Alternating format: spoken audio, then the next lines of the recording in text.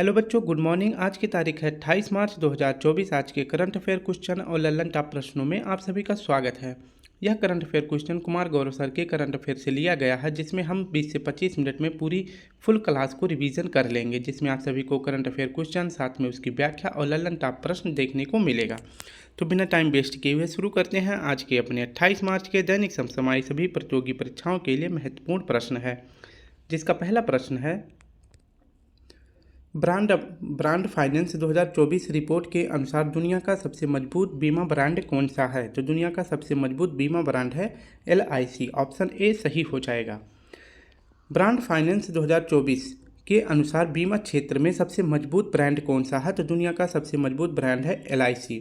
अगर बात करें LIC की वैल्यू कितनी है, तो 816 अरब रुपए LIC की ब्रांड वैल्यू है, ये आपको याद रखना है। तो इसके हिसाब से सबसे मजबूत ब्रांड दुनिया का LIC हो जाता है।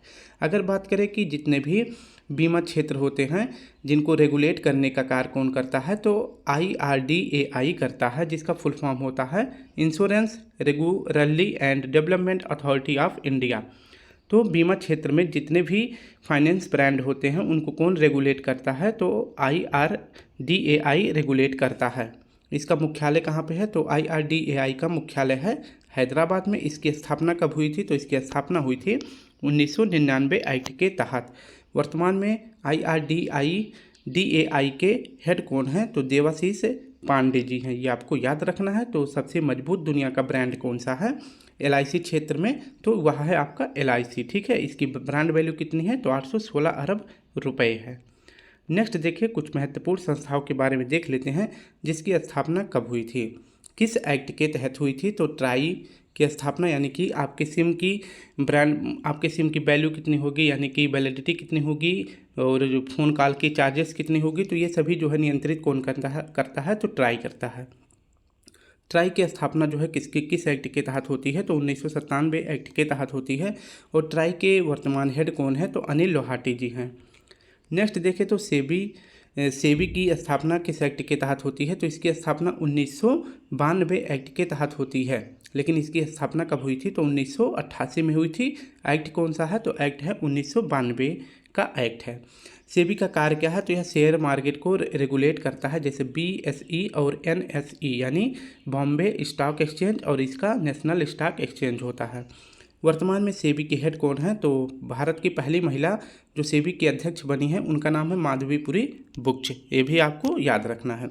सेबी का फुल फॉर्म क्या होता है, security exchange board of India.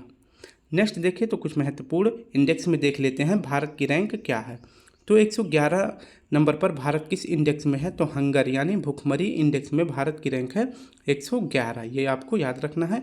161वें number पर किस में है, तो प्रेस फ्रीडम में है। ठीक है, प्रेस फ्रीडम में भारत की रैंक कितनी है, 161 है। 134वें स्थान पर किस रैंक में है, तो HDI में है भारत की रैंक 134 है, जो कि किसके द्वारा जारी किया जाता है, तो UNEP के द्वारा, जो UNDP के द्वारा जो है जारी किया जाता है HDI, जिसमें भारत की रैंक है 134। नेक्स्ट देखिए तो 108 नंबर जो है भारत किस में प्राप्त किया है, तो भारत की रैंक है 108। जेंडर गैप इंडेक्स में भारत की रैंक कितनी है, तो 108 है। नेक्स्ट देखिए तो 193 रैंक भारत किस में है, तो भ्रष्टाचार धारणा सूचकांक में भारत की रैंक कितनी है, तो भ्रष्टाचार धारणा सूचकांक में भारत की रैंक है 93। 107वां नंबर किस में है, तो भारत की रैंक है पर्यावरण प्रदर्शन सूचकांक में भारत की रैंक है 7। नेक्स्ट देखिए तो 127वां नंबर किस में है, तो 127वां नंबर है जेंडर गैप इंडेक्स में। जेंडर गैप इंडेक्स में जो है भारत की रैंक कितनी है, तो 127 है। और यह जेंडर गैप इंडेक्स जारी कौन करता है, तो वर्ल्ड इकोनॉमिक फोरम जारी करता है। नेक्स्ट है 126वां स्थान भारत की किस में है, तो हैप्पीनेस इंडेक्स में है। हैप्पीनेस यानी खुशहाली सूचकांक में भारत की रैंक कितनी है, तो 126 है। दूसरा प्रश्न देखें तो हाल ही में चर्चा में रहे PEOM थर्ड मिशन का संबंध किससे है, तो PEOM थर्ड मिशन है, इसका संबंध है इसरो से। इसके बारे में पूरी व्याख्या देखते हैं। अभी जो है PSLV C58 रॉकेट से जो है 2 उपग्रहों को लॉन्च किया गया है, एक तो एक्सपोसैट है और दूसरा है PEOM थर्ड। तो इसे जो है PSLV-C58 रॉकेट से इन दोनों उपग्रहों को लॉन्च किया गया था कुछ दिनों पहले।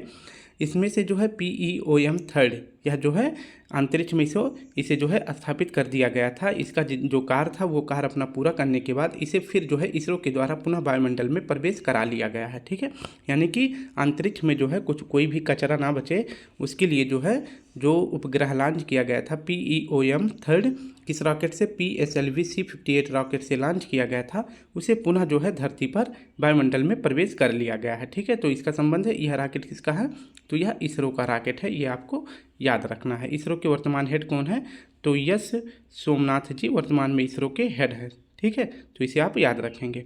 अब देख लेते हैं बाकी के जैसे कुछ महत्वपूर्ण एजेंसियां दी गई हैं विभिन्न देशों के, इसके बारे में देख लेते हैं। जैसे नासा जो है यह कहाँ की स्पेस एजेंसी है, तो यह USA की स्पेस एजेंसी है। जाक्सा जो है यह जापान की स्पेस एजेंसी है। और स्पेस एक्स जो है किसकी कंपनी है, तो यह एलन मस्क की कंपनी है। किसकी है, एलन मस्क की कंपनी है।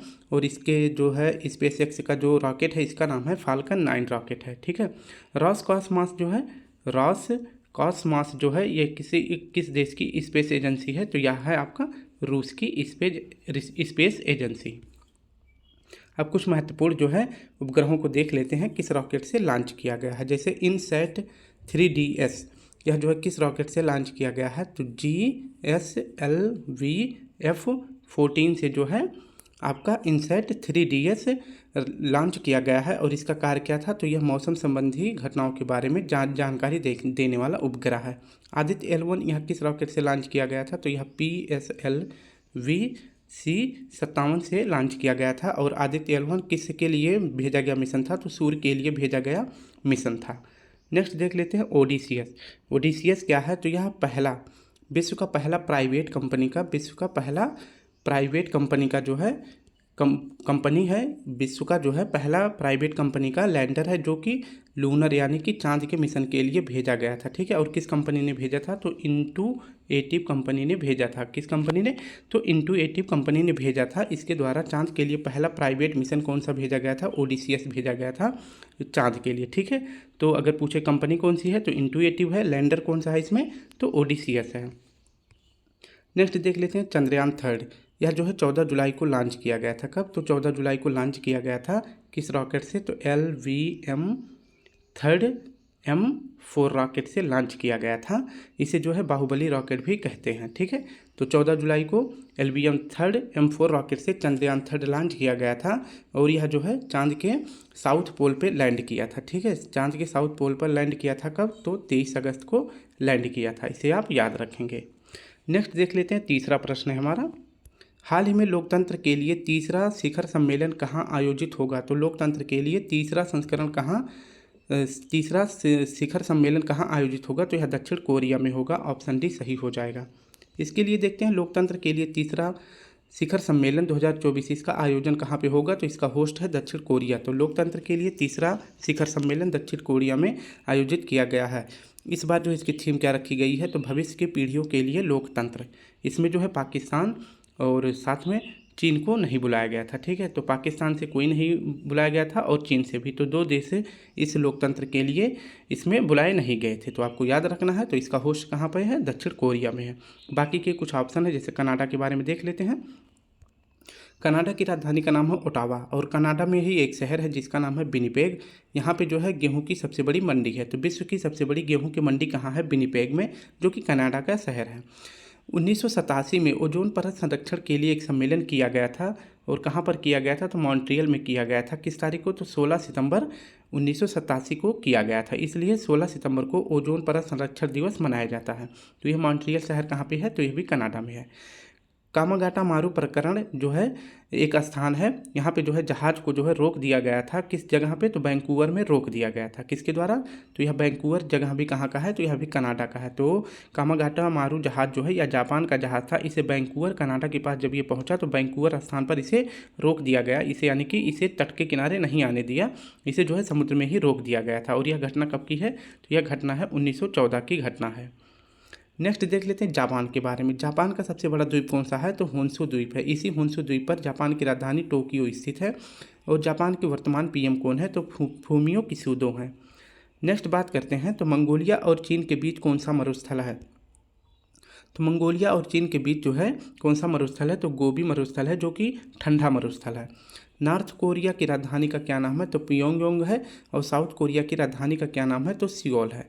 तो नॉर्थ कोरिया और आपका हो जाता है साउथ कोरिया। इन दोनों देशों की मुद्रा क्या है, वॉन मुद्रा है। अगर बात करें साउथ कोरिया के राष्ट्रपति कौन है, तो यू सिंक सियोल है। यू सिंक सियोल जो है साउथ कोरिया के राष्ट्रपति हैं। यहीं पर जो है लोकतंत्र के लिए तीसरा शिखर सम्मेलन आयोजित किया गया है। अगर बात करें नॉर्थ कोरिया और साउथ कोरिया के बीच में कौन सी अक्षांश रेखा स्थित है, तो इसका सही जवाब हो जाएगा 38 अंश देशांतर रेखा, 38 अंश अक्षांश रेखा इन दोनों देशों के बीच जो है सीमा साझा करती है। नेक्स्ट प्रश्न है हमारा,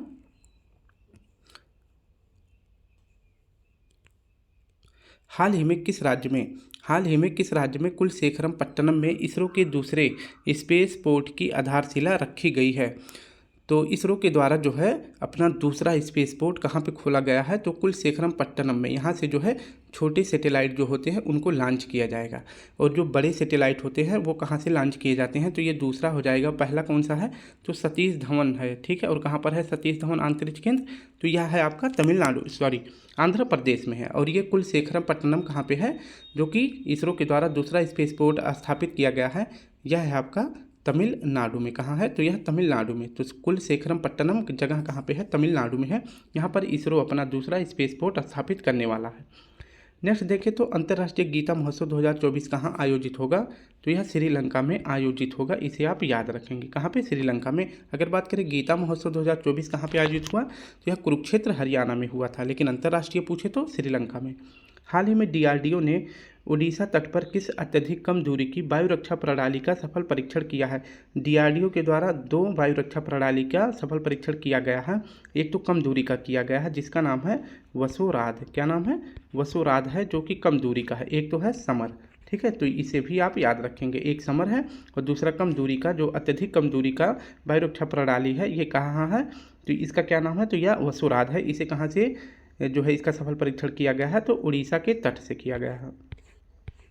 नेक्स्ट प्रश्न है, हाल ही में 2 प्राचीन स्टार स्ट्रीम शिव और शक्ति की खोज किसने की है। तो 2 प्राचीन स्टार स्ट्रीम शिव और शक्ति की खोज किस दूरबीन के द्वारा की गई है, तो इसका सही जवाब हो जाएगा गया दूरबीन के द्वारा इन दोनों की खोज की गई है। इसके बारे में व्याख्या देखें तो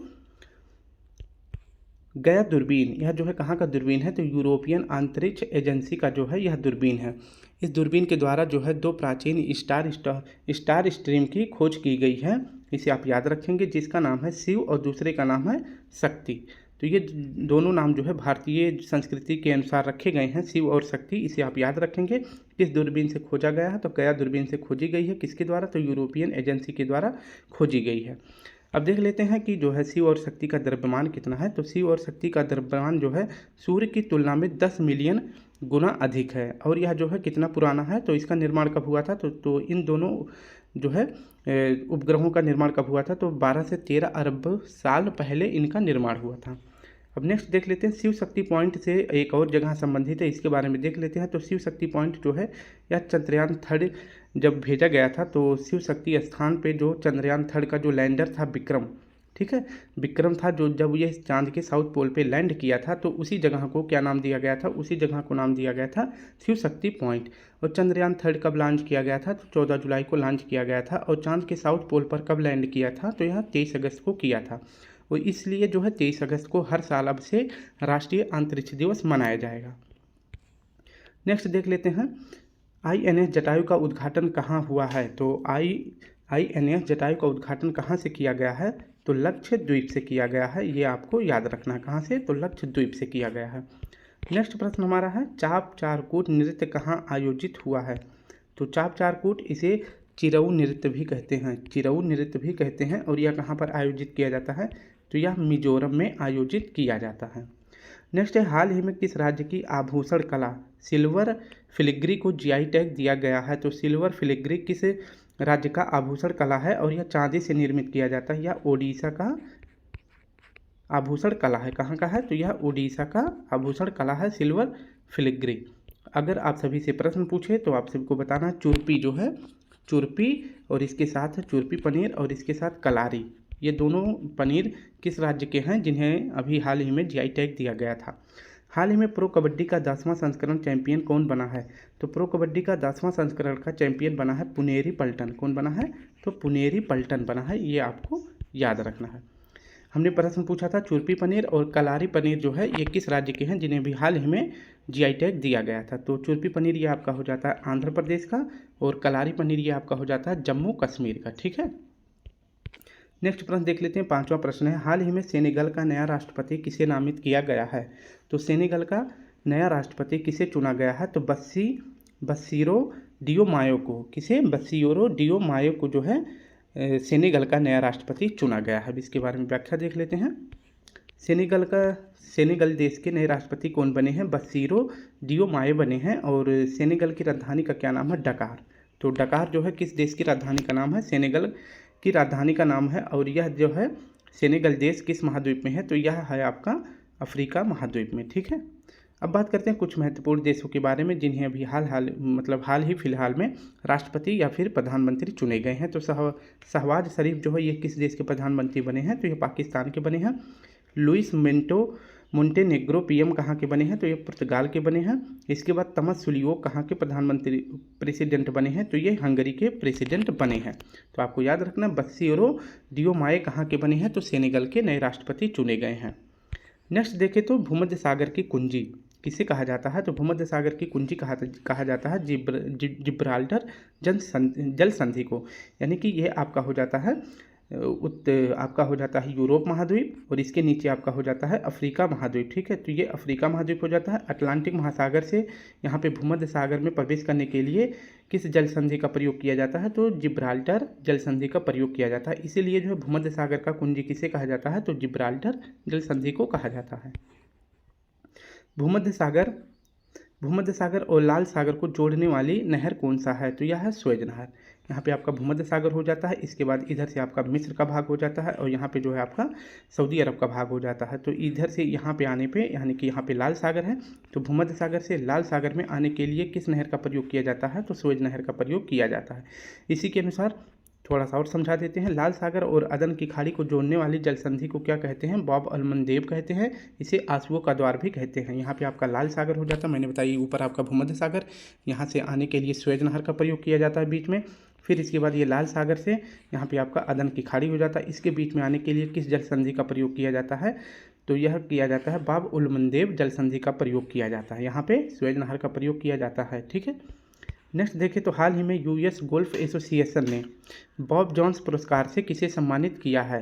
तो इसका सही जवाब हो जाएगा टाइगर वुड्स को सम्मानित किया गया है बॉब जॉन्स पुरस्कार से। हाल ही में हंगरी के नए राष्ट्रपति पद पर किसे चुना गया है? अभी मैंने बताया था। तो हंगरी के नए राष्ट्रपति कौन बने हैं? तो ये बने हैं कैटलिन नोवाक के स्थान पर जो है हंगरी के नए राष्ट्रपति बने हैं तमस सुलियोक। कौन बने हैं? तो तमस सुलियोक बने हैं।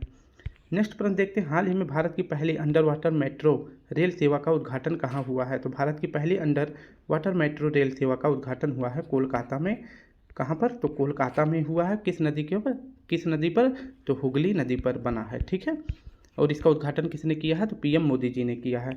हाल ही में राष्ट्रीय युवा संसद महोत्सव 2024 में प्रथम स्थान किसे मिला है? तो राष्ट्रीय युवा संसद महोत्सव में पहला स्थान मिला है यतिन भास्कर जी को। किसे मिला है? तो यतिन भास्कर जी को मिला है।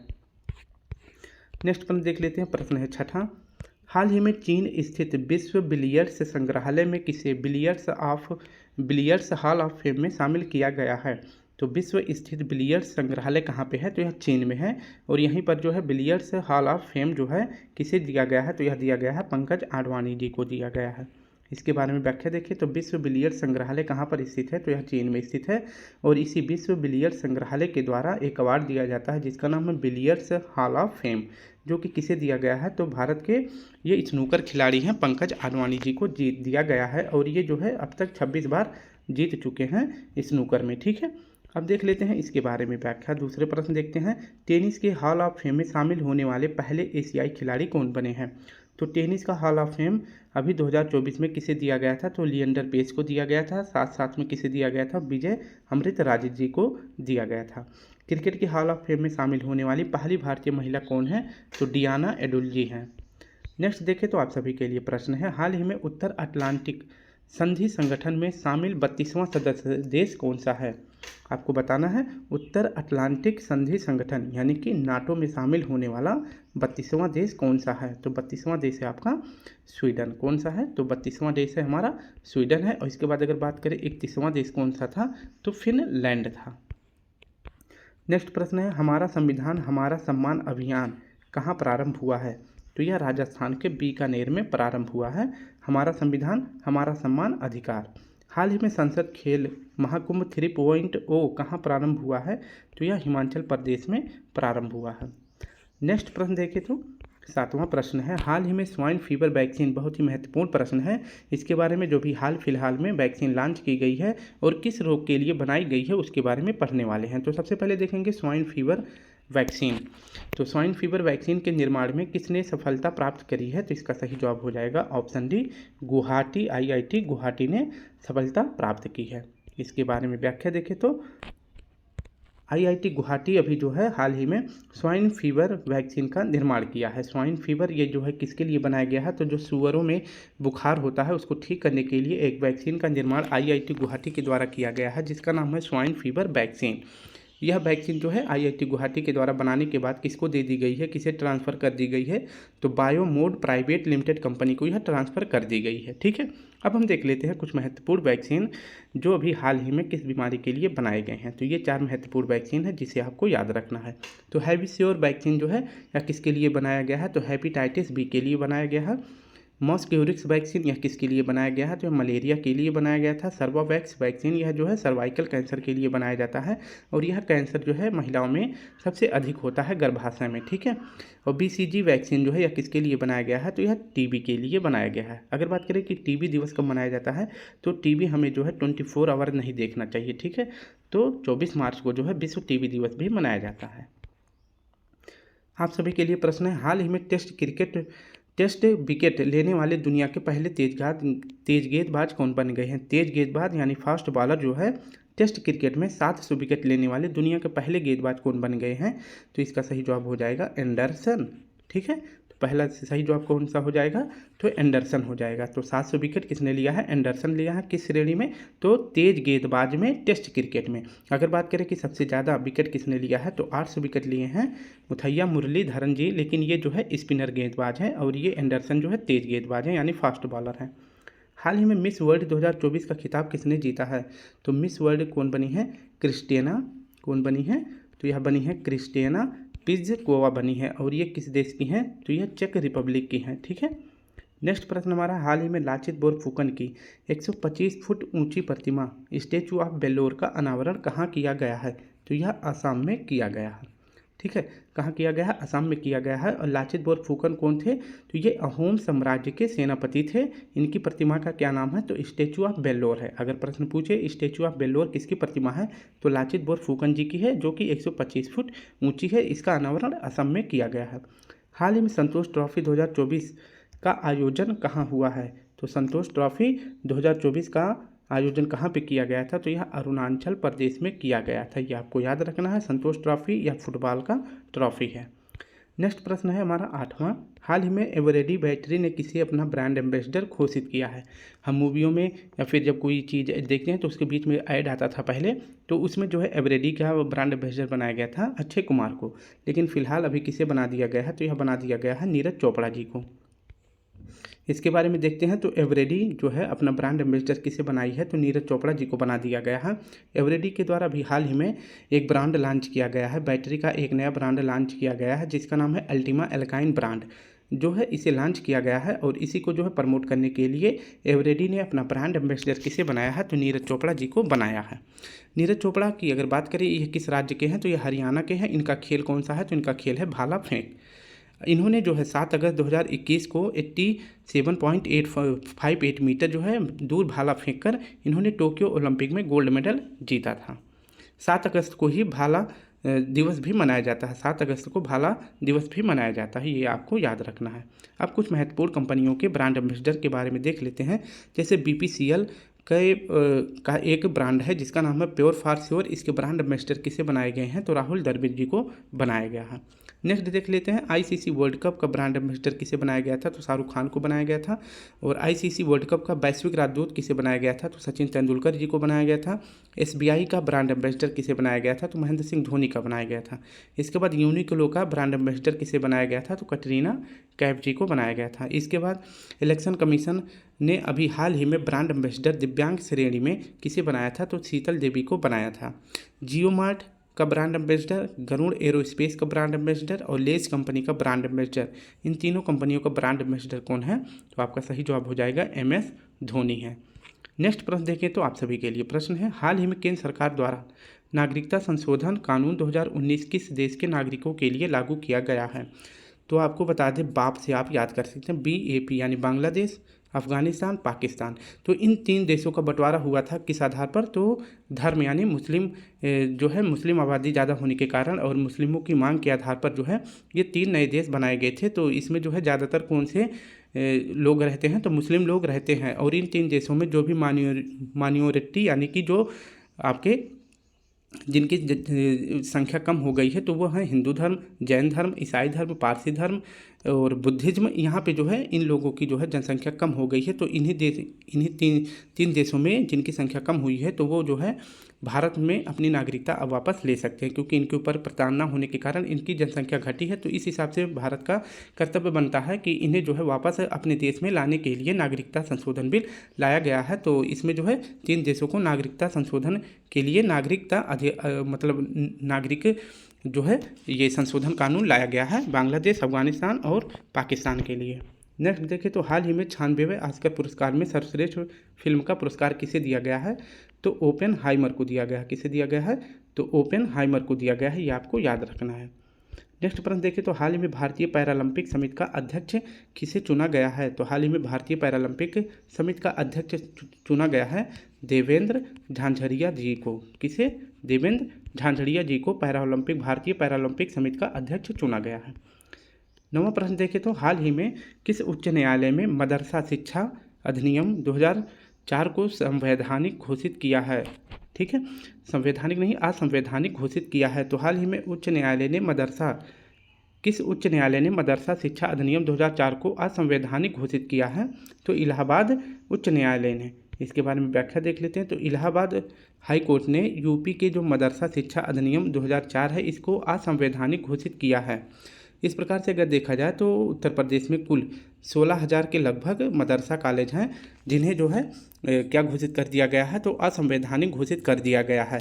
इलाहाबाद हाई कोर्ट ने कहा है कि जो ये मदरसा खोले गए हैं इनमें पढ़ने वाले बच्चों के लिए आर्टिकल 14, आर्टिकल 21 और आर्टिकल 21A का जो है इसमें फॉलो नहीं हो रहा है। तो इस हिसाब से इन मदरसों पे जो है कार्रवाई करके जो इन मदरसों में बच्चे पढ़ते हैं उन्हें सरकारी स्कूलों में जो है ट्रांसफ़र कर दिया जाए, यानी कि यहाँ के बच्चों को इसमें जो है पढ़ाया जाए ताकि इन्हें जो है आर्टिकल 14, आर्टिकल 21 और आर्टिकल 21A का पूर्ण रूप से इन पर लागू किया जाए, यानी कि इन्हें साइंस आपका हो जाएगा, मैथ हो जाएगा और बाकी के सब्जेक्ट पढ़ाए जाएं।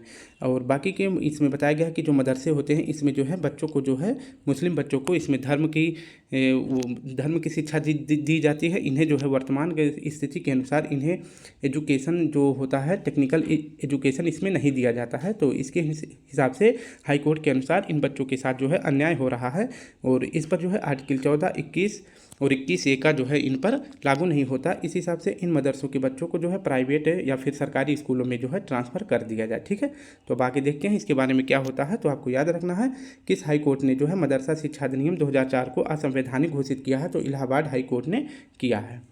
प्रश्न देख लेते हैं, हाल ही में भारत की राष्ट्रपति द्रौपदी मुर्मू को किस देश के राष्ट्रीय दिवस समारोह का मुख्य अतिथि चुना गया है, तो इसका सही जवाब हो जाएगा मॉरिशस। ठीक है, कहाँ की मुख्य अतिथि बनी है, तो मॉरिशस देश की मुख्य अतिथि बनी है हमारे देश की प्राइम मिनिस्टर, हमारे देश की राष्ट्रपति द्रौपदी मुर्मू जी।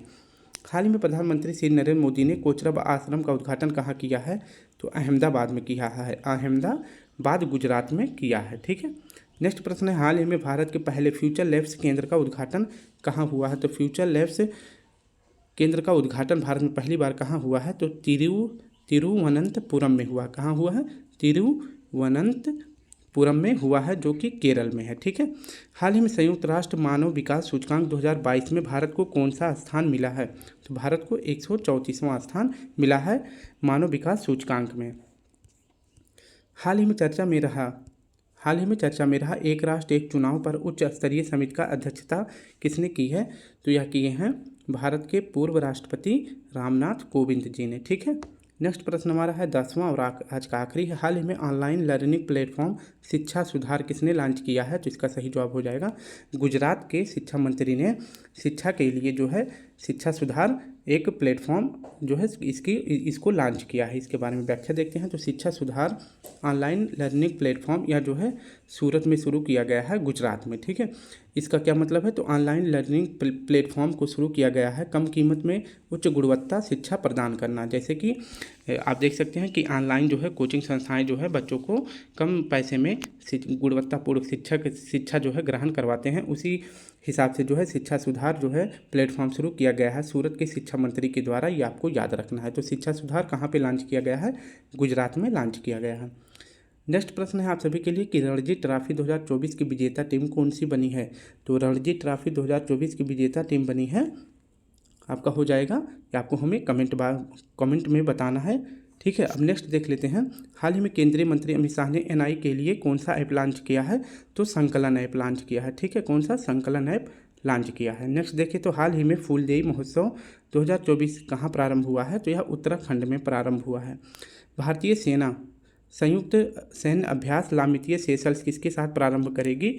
तो लामितीय अभ्यास किसके साथ होता है ये आपको कमेंट बॉक्स में बताना है। तो 2 प्रश्न आप सभी के लिए है, मैं आपको दिखा देता हूँ। एक तो आपको बताना है कि रणजी ट्रॉफी 2023 की विजेता टीम कौन बनी है? ये मुंबई बनी है। ठीक है। कौन बना है? ये मुंबई बना है। लामितीय जो है किसके साथ होता है तो आपको बताना है। ठीक है। लामितीय सेना संयुक्त सैन्य अभ्यास किसके बीच प्रारंभ किसके साथ करने वाली है? भारतीय सेना। तो ये आपको कमेंट बॉक्स में जवाब देना है। तो इसी प्रकार से स्टूडेंट हमने अपने 10 क्वेश्चन साथ में उसकी व्याख्या और ललन टॉप प्रश्नों को सॉल्व कर लिया है। अगर वीडियो अच्छी लगे तो लाइक शेयर कमेंट जरूर करें। कल फिर मिलते हैं एक नए टॉपिक के साथ। तब तक के लिए आप सभी को प्यारा सा जय हिंद, जय भारत।